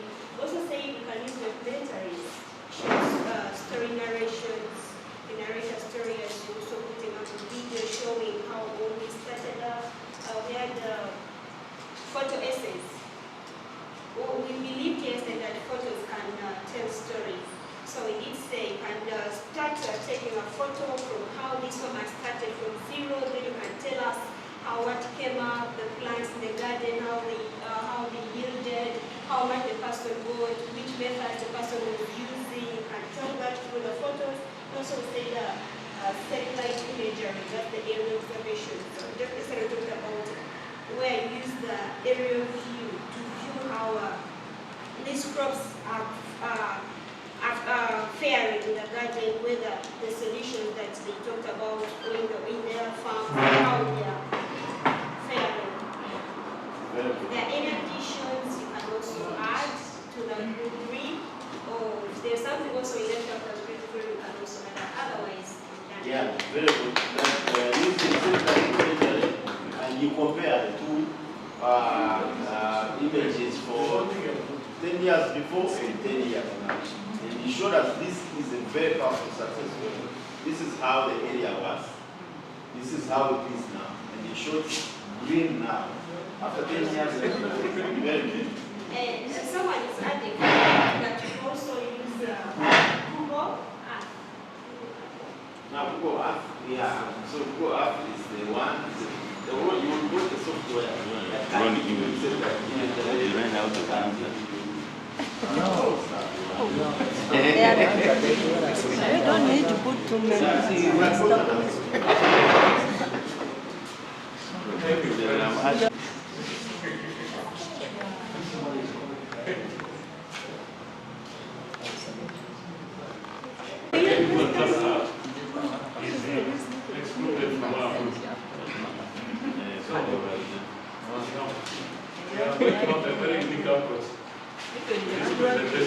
First of all, that 1.1% display. Let's start from there. What is that? The person is challenged, not impressive. No, we're giving right marker. You need to write. You use handwriting. fear factor in the writing skill.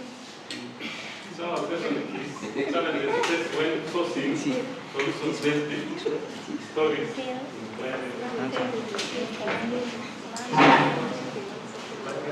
change reporting. So we said one, resource content. Thank you, members. I'm not going to explain on number one, but I'm taking number 5. Yes, and in this case, why I'm taking number 5, it is just because of my experience and what I have ever seen.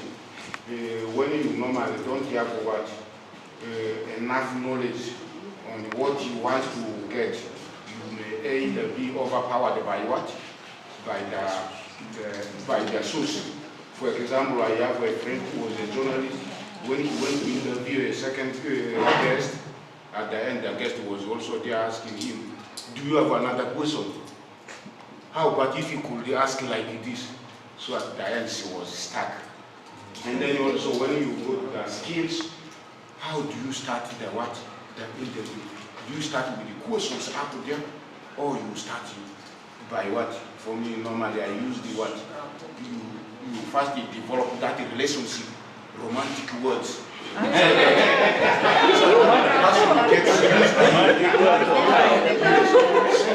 So he may think that he's done with you, but written in the middle, that's when you ask some hard questions there. And then from there, when you are closing, you also go zero, so that you will go back to him another day. And then we say, okay, Kumbe is a good How man. about if you're not asking a man? I think that's good. Yes. And there's also why I would say, I think you are done. Use a romantic word to a man. We are done. No, it depends on how you understand the word. Now, let's say you can start from known to unknown. Or you start from unknown to, no, most of you did the mathematics, that thing is very good. Next, which point are you making? Are you explaining this one now? Please do. Number 3. This is the constellation of information, Constellation of information. Okay. We find the difficulties when we go to the field. Like getting the information, sometimes they tend to see the information to go to the source to look for information. They don't give you. So that is one of the challenges. This when you're in the field. some sources don't They open don't up easily. open up easily. Yeah. As an example to that, there was a teenage lady who was raped at the age of 12. She was pregnant on the spot. And the man went On the spot. told the mother, please, I am going to give you 5 million. I'm giving the father 2 million. This money can change your life. It is your police. So when we went on ground, the family denied. They said, no, there's nothing that happened. They hid actually the kid, and then after that also, the fist we opened test. So when ground until after some good months, that's when we now came to discover. I think this is actually an example to that. So many times we have gone to public offices and they tell you, I cannot speak to you unless I'm permitted from the ministry. That is actually denying you the information connected to this next. My friend, I'm going to back up point number 2. I I need one. I think all of us as journalists, let me talk about my problem. Where the road is not well, you need to travel, getting access depending on what has happened. So if you don't have money, it becomes difficult. Maybe something, okay, the road is located in the area, and something has happened, maybe in the Wanga's account. It's very hard. You cannot just call someone and phone what has happened, just because you need to reach the road. So the society doesn't allow it to come very hard. And this has affected majority of us. Maybe even if you're in the city, if you cannot reach, if you don't have money to reach the source, it becomes very hard. This we have hard to reach areas. Difficulty in accessing certain places is a constant for here. Next one. Mr. Aswan. The time is done. Yes. Just a second. You are on this or this? So, as we are nearing this political period, some of the politicians, when they happen to be the source, when you go and interview them, they take that part of being lenient to the voters and telling us the fact. Yeah, They hide the fact. That is what is happening in our area. Even in a rural city, I can give an example where there were street vendors, and then your time is done. No, this one here is finishing. We have had you. You are finishing the difficulty in achieving success stories. Yeah. Have anything like Your time is done. okay. Yeah. I think members, thank you so much. The main problem for writing success stories is actually a simple one, and it is called URA. That is the name of it. Every time you do a success story, maybe the farmer has lost.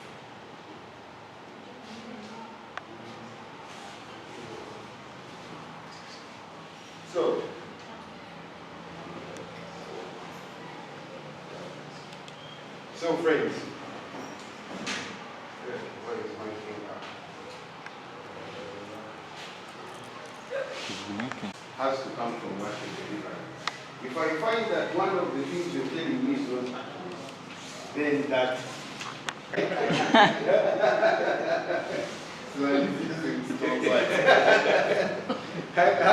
how can you verify that? Okay? So that's what we are going to look at today. Okay? So, what exactly is a fact? Say fact checking. What is the fact? Okay? So a fact is a statement that can be verified. Okay?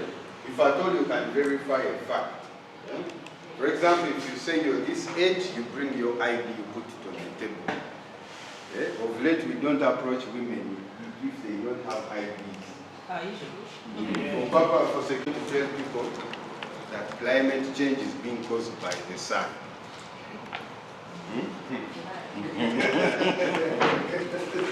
So I'm reminding me of a story here. The priest baptized the dead. Some of them might be lying, some of them might just be zealous workers who are just, trying to add soup into whatever they are saying. So make sure you treat eating with a pinch of salt. And then also to curb the spread of misinformation. Misinformation, we will look at the types of, as we go down, we will look at how misinformation or disinformation can end up harming the society. Okay? Because there is some information passed when the goal behind is to either distort maybe society. For example, we shall look at those examples. That man gave a very good example. Imagine, God forbid, don't record this. So the information that we have, the malign information, you just do. It comes from the word, maligning, I think. Maligning something.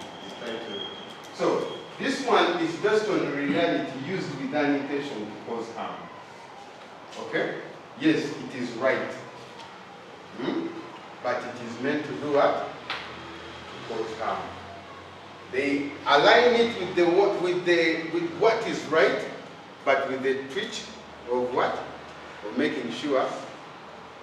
So they can say, I want to give something that is, they can say that climate change is there, but let me see what goes on. I'm trying to get an example that we can look at, that can cause harm.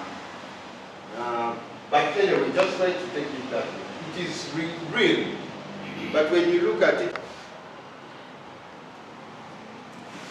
okay, in your search, when you look at the things that come up, they are always sponsored. Those sponsored things, some of them have, agendas behind them. Okay, so it is usually advised that you. So the teacher went in and was like, as a deputy, you realize some people are paid. Right now, this country released all the lions to guide the country. If he has the capacity, he want also bring some lions within the school to keep students in the class. That was it. Everything we here, we thought it was true. Very particular phenomenon. Okay? Are we together? You will find that actually, in the fact checking, there is actually a story.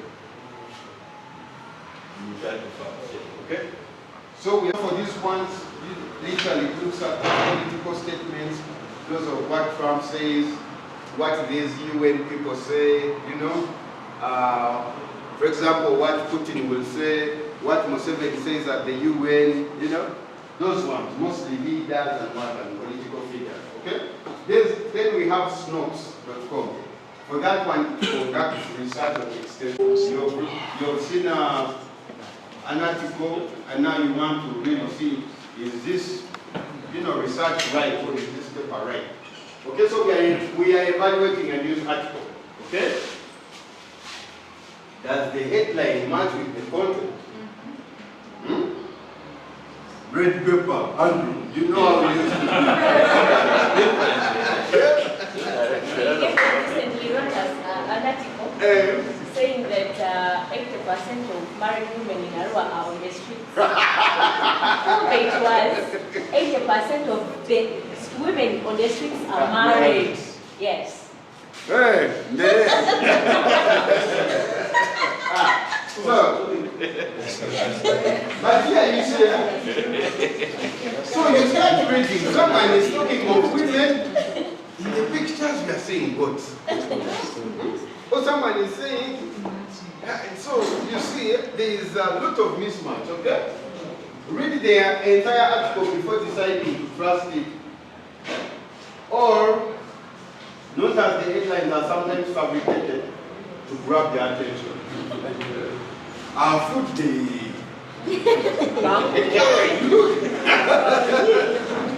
when you try to read the thing, there is even nothing like that.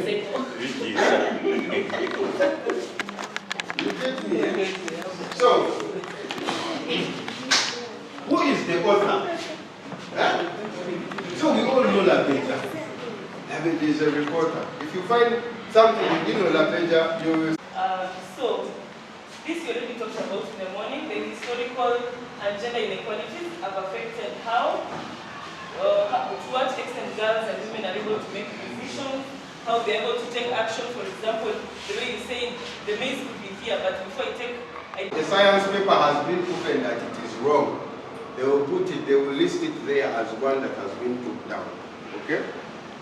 So that you don't go back trying to refer to it. Then we have side check. Side check focusing exclusively.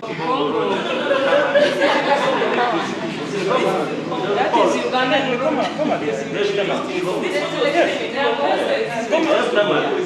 Yes, Goma is better than fact checking. See how women are struggling with children on their backs to get water. You get? It's only one month. Yeah? There are very few men who can get one.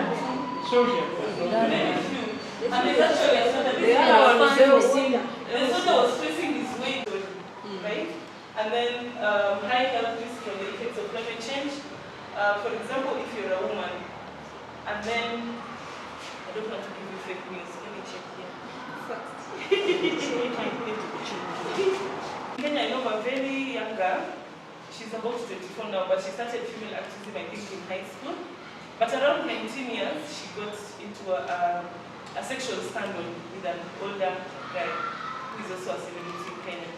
Today, humidity create favorable conditions for vector-borne diseases such as malaria, dengue fever, Zika virus, etc., which can cause miscarriages, premature birth, anemia among pregnant women.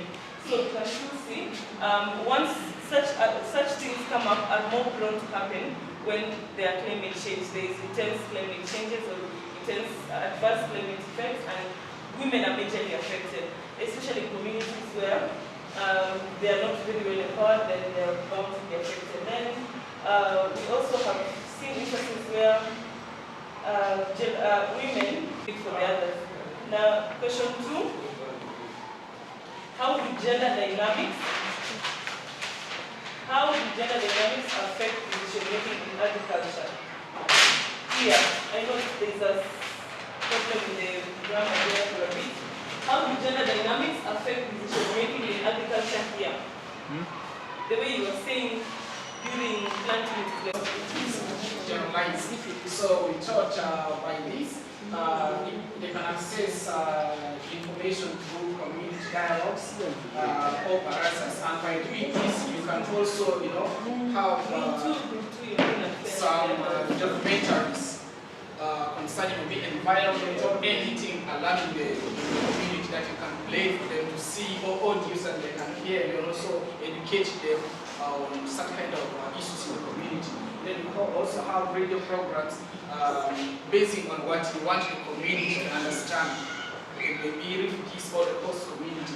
You can also have some kind of maybe sports running out, telling people the key messages concerning what you want them to get from the information. And then thirdly, we have associations, and this one especially when you look at the aspect of refugees. When they came in, especially in Congo, right now we have Kora, that is Congolese refugees, we have South Sudan refugees, where these bodies also cooperate. When refugees get issues, they solve them. And when the host community get issues, it is not the local government. The community is solving it. It makes life a bit easier, and they get to understand how they have to coexist in the community. think these are also ways of getting information from various regulatory departments or personnel. Then we also have public notices, or there is a boards or signposts, maybe of flyers or banners on certain key information that you want the community to know. You can put as maybe the leaders for people to understand. And then the next thing, newspapers and others, we hope looking at the education standard in Uganda, 80% of people educated. We hope anything that someone can understand that this is maybe something that we need to take it serious. I hope we should keep it that way when it comes to time of work. Also, things to do with exhibitions, which is very important. We have seen a couple of things. Recently in Koboko, a woman who partnered actually with her husband and a program established in one of the institutions of farming. In a month, they get 1 point something. So her role, the husband actually does farming work. Her role is to go and sell. And then comes with the money, accountability, and then we see together plans for more products, how they can evolve. This woman after selling, she got actually, I think, 800,000. She got some exhibition team, people were around that you put your money there to roll something there, she finished that 800,000, she started crying. So by doing that, the man lost trust in her. So you can also have educating messages on the exhibitions that tend to lure women to lose money, because men also lose trust in them. I think these are also educating. Then we also have worship places where pastors and imams can, talk to the people on key issues in the society that can at least make us not be led by society, but we shall be the one to lead this society. Because a society that is actually, a society that leads people, which is a terrible one, which means there is no rule and regulation. Anyone can do anything. And for that, I think this is what we have to do. One, like Josephine, Adam, Fiona, Chantia, and of course, me, Pastor, I would like to say, so have in case of this one, which is so I can consider this. Our question was, how do gender dynamics affect decision making in agriculture in WestNile? We said that access to land, you know very well that in WestNile, men own land. And if at all a woman you are to have it, they just give you a portion just for subsistence farming. Also, we said access to credit loan. This one, women are vulnerable because we don't have corruptions to present the banks. So it becomes hard to get loans to invest in agriculture, of which our counterparts, they do have resources, and they do things in commercial. Also, we have the point of control over income. You know, men, we sell, they take the money, so we don't have access to the income. Cultural norms. There is one we identify like a woman if she's pregnant or you are in periods, you are not allowed to cross some plantation like peanuts. They say, my colleagues say, in case you go there, there is a belief that those crops will die there. So the issue of poverty, obviously, when you see that you have access to loan, don't have land, they control income, so generally we become poor. Most women engage in subsistence farming, which is true, or sudi, is greens, which are not really income generating commercial. You can't do much, but men go for all the commercial crops. Is there anything she hasn't mentioned? You did it all. Access to credit? Yes. Gender roles? Cultural norms, cultural norms. Yeah. Thank you so much. They said I should be We work of group 3, and now our question has been.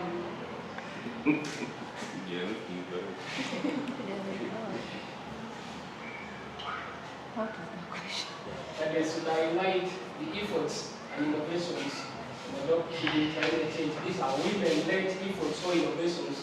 So these are the points of the public. They are more or less self-explanatory, but I'm going to put less effort to see that we understand them better. The first point that we gave was involvement in training on climate change. I think this is one of the things that we are in for. This is one of the organizations led by women, even if not led by women, but they are participating in it. I think that is one of the points that were put there, one of the efforts. Second effort is practice in mulching. They are mostly involved in agriculture, so we see them practice in mulching, and that is one of the efforts in adopting climate change. Number 3 is kitchen gardening. I think the previous speaker mentioned something about planting greens, and these are the things that are mostly done by women. So this is the point number 3. And point number 4 is contour plowing, always like this one here, but this one helps in controlling soil erosion. And that is one of the things that when we adapt, we address issues to do with climate change. And number 5 is women-led organization. And this is talking more or less like this one here, but these are the organizations led by women, and here mostly they are involved in practices like making cooking stoves, whereby more innards or more plants, actually more trees are not destroyed. They are talking about smart cooking stove. They are involved in making them, and these are led by women. Number 6 is waste management. They are involved in waste management, most especially things we use in the kitchen, you see where they are properly kept and disposed, and the same one is mixed farming. These points are connected to each other, but when we explain them deeper, you see them, they are addressing different things. So this is the breakdown that we have covered. Wonderful. As the flippers there. Okay. Is there even we have men pro. It's led by women. Oh. Women-led organization. The head office is in Kampala. And they train people on climate change and so many other things, including tree planting. Oh, that's really nice. Yes, any other? We also have another one who is a politician, the woman MP for Terego. She has a nursery bed where she's distributing free tree seedlings every year to farmers, to locals, and to anyone who can be able to take and plant. Actually, what he's saying here, this is the same one who tries to change the pattern in Territory from growing tobacco to banana plantation. She brought banana suckers from Kawana. Distributed the leaf tobacco, start with this. That's nice. And then there's mulching, checking, control planning. So you know all those organizations. So tomorrow probably if you ask you name organizations, women-led organizations, you know them, right? Okay. Let's move on. That's an affected by climate change. And we've established that women and children are more prone to be affected by climate change, and so are refugees. But refugees could be either gender, but still, refugees are more affected in a different environment, they're more affected by climate change. So,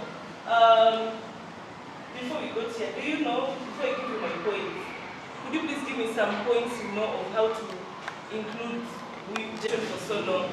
So as you're reporting, as an editor, as a journalist, ensure that there is a balance and mainly and only for men. When you talk about being maybe a chef, you're talking a story and the story involves a chef. Don't pretend to be only a woman, because right now we know very good chefs who are actually men. Yeah. And then another point is, do not represent females and males as possessing stereotypic gendered attributes. For example, don't portray men to be brave just because that is the stereotype for men. Women are generally looked at to be beautiful. So don't make your story look like, don't present your story as the only thing good or positive about this woman in this agricultural story is her beauty. Yeah. The same goes to even commercial ads, and then the sexuality. Avoid presenting a lot of sexuality in your story, and then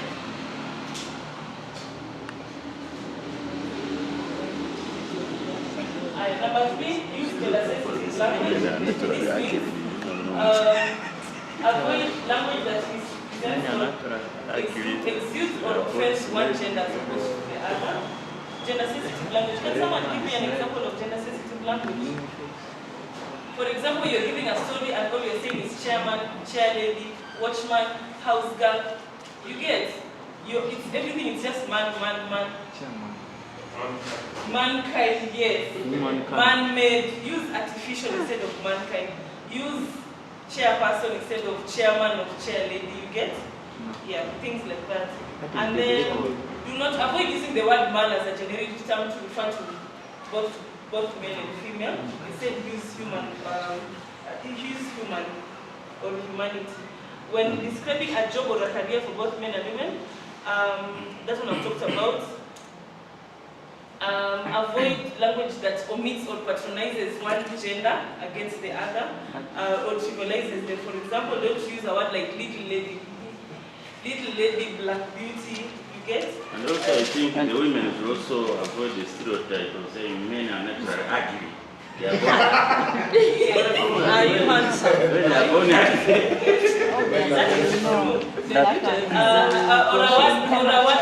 or you write a story and the headline of your story is a woman driver crashes into a fence. That automatically shows that actually the reason why they cannot drive. You get? Yeah, better have a mother of three elopes with a lover. You don't have to say that. Don't make it look like you're patronizing or trivializing one gender as opposed to the other. And then when you're using titles, still on gender-sensitive language, when you're referring to titles, if in case you decide to use, first of all, in case you decide to use the name, use equal representation of the men. Don't, for example, if my husband is called Aijuka, and then for me, you call me Mrs. Aijuka, but for Andrew, you only call him Aijuka. You get? You're only relating me to him as it's like I'm his property. Either say both of our names or you say our first name. Okay? Don't just use. I'm sure those are things you are taught. But some of those things are biblical, especially man. Sometimes man refers to the both sexes. Yeah, but when we're talking about now gender representation in reporting, when you're doing gender representation, be neutral, be fair. You get my point? But it is not a wrong one, but it is not gender sensitive. Chairman is the correct word, chairlady is the correct word. But when in your story you use chairlady or chairman, you're not being gender sensitive. When they are wedded. After wedding. Sorry? Women are doing what they want. Because one happened to be twice. Yeah. One day, it was in this police station where I was a close city here. I went at the counter, it was a lady. I said, good morning, madam. And why you are madam? Can you imagine? What did she want to be called? I don't know. So but the second sometimes one, women don't make the word madam, they don't make it. I really don't know why. Yeah. And then the second, I worked with a Dutch lady.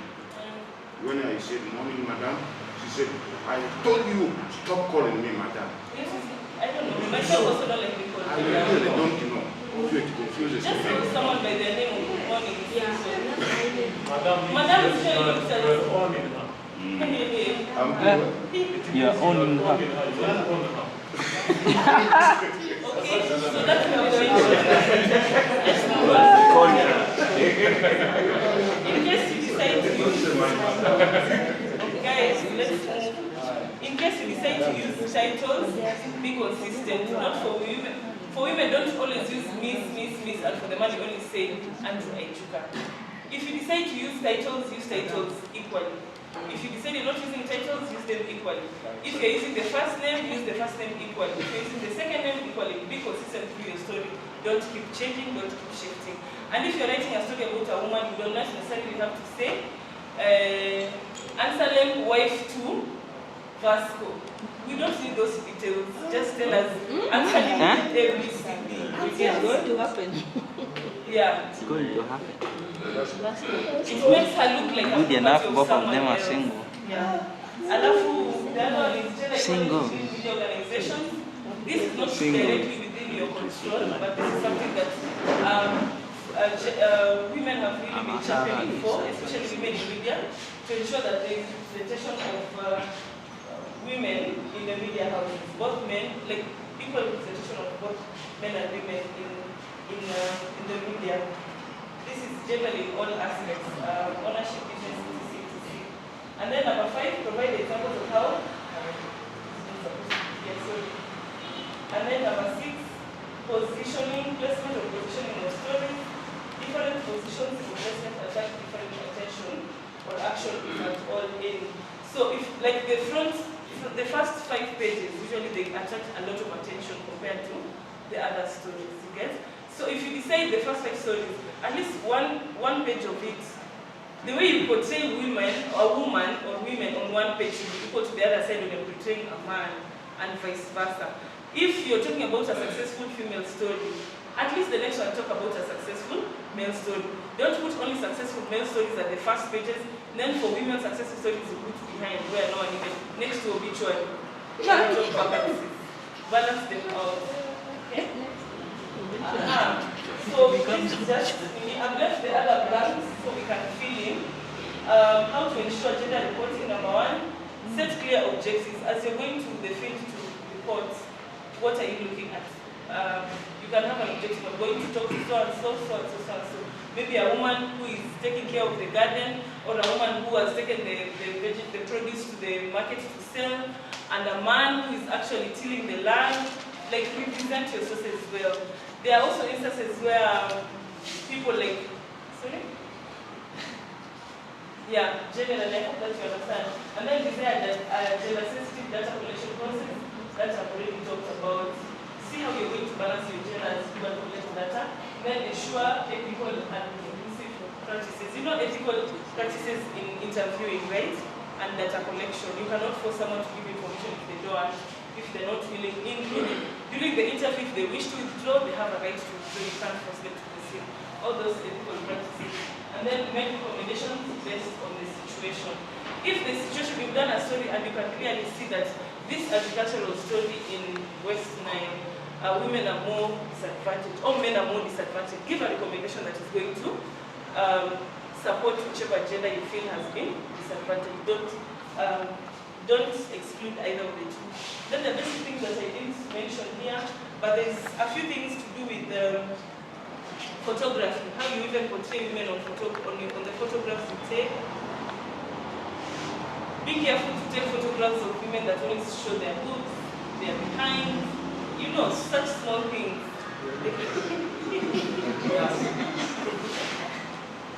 Also the type, the number of size.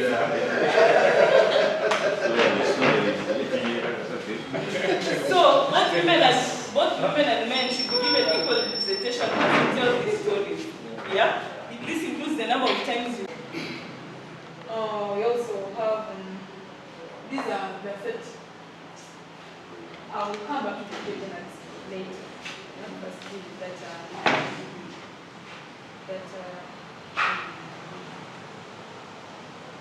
So challenges using data stories. They are common challenges to visualize. Then visualize it and add it in the story. They go to both ways, practical bit.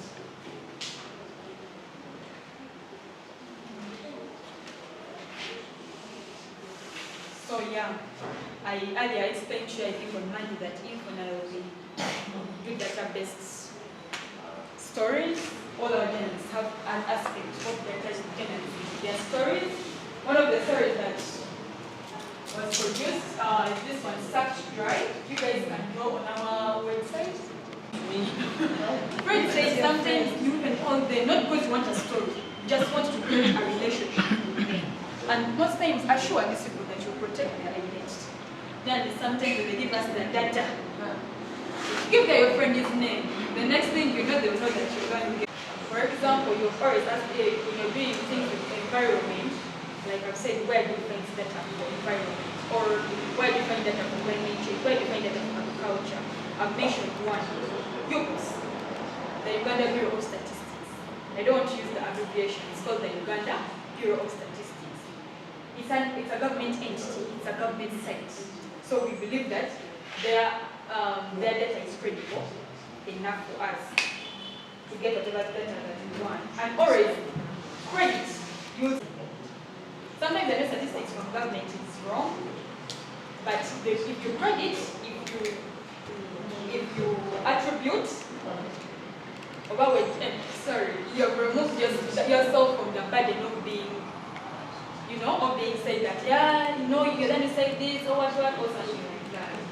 You can also do a word search. You can also research on academic journals. For example, you go to this expert and you have a question for that expert, and the expert gives you his. I think I also started to correct saying that you would say there's a scenario where you have people around and the person says to the exam and the age is putting on the person. So that photo also I took in the national park. And this side probably know this area. So when you need to know a few things when you're pitching, I would like you to pay attention to 5 categories and age. 5 categories. First one, who are you? What is your experience? You need to show us your experience. Since 2017, we have received so many applications. Yeah, go ahead. So you may need to show us what do you want to accomplish.